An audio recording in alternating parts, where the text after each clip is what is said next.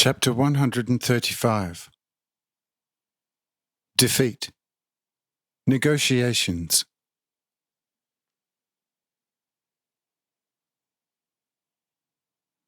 Thus a full 1,000,000 warriors, equipped with sharp spears, lances and swords, moved out, split up in 10 divisions, and each division was instructed to attack one of the 10 cities. But the foreign nations came to know about the war plans of the Hanochites and prepared for a counterattack. They blocked the entrances of the cities and manned them with well-trained archers, as well as all windows and attics of the houses. When now the Hanochites attacked the cities under great shouting, many thousands of sharp arrows flew at lightning speed towards them, through which many were killed, and many more were severely wounded. Since the Hanochites were unfamiliar with this weapon, they were compelled to believe that evil spirits were fighting for these great nations, and those who still remained fled with great haste back to Hanoch, because they thought that the evil spirits would run after them with the deadly arrows right into the city. So they hid themselves in their homes.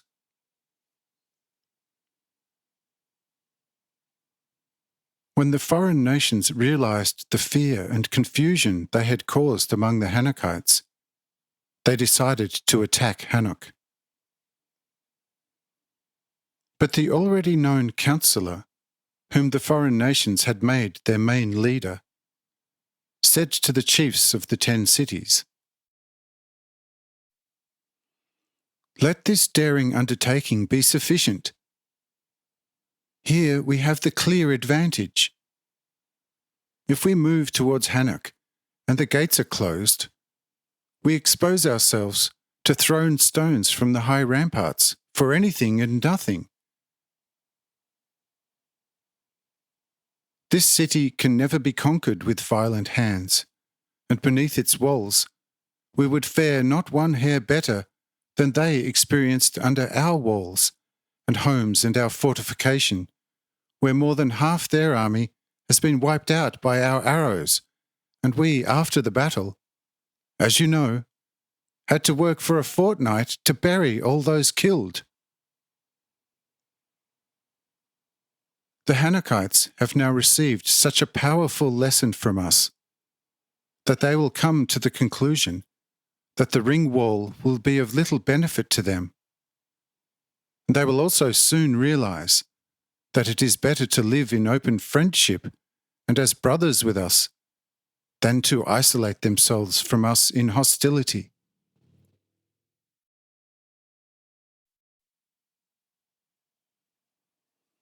They are besieged by us from all sides and cannot harm us. But hunger will very soon drive them as friends into our arms. And then we will propose the right conditions for peace, which will, as I have noticed before, not be to our disadvantage."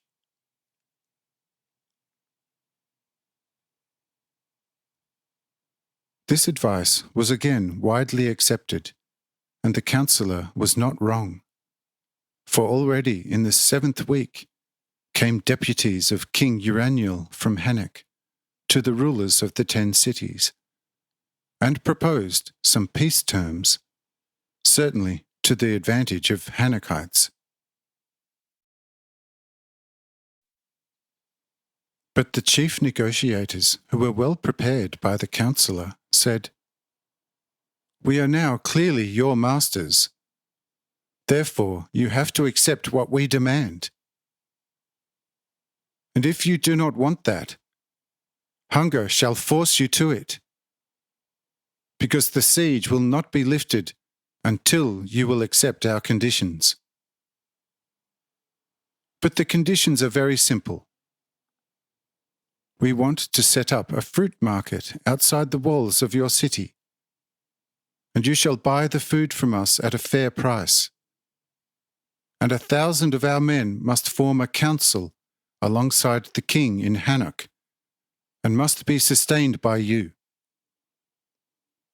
If you agree, then go and bring us the acceptance of the king.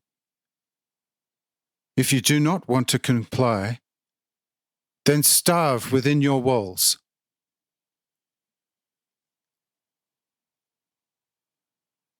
Thereupon, the deputies went back to Hanoch, and the king was forced to swallow the bitter pill. The messenger went back and delivered the approval of the king, and the very next day the fruit market around Hanoch was established, and the almost starved Hanochites bought the food for nearly any price. And so also the 1,000 co-counsellors moved to Hanoch, and took the king entirely in their midst, so that he had to dance as they whistled. But what follows will show how there has been whistled and danced.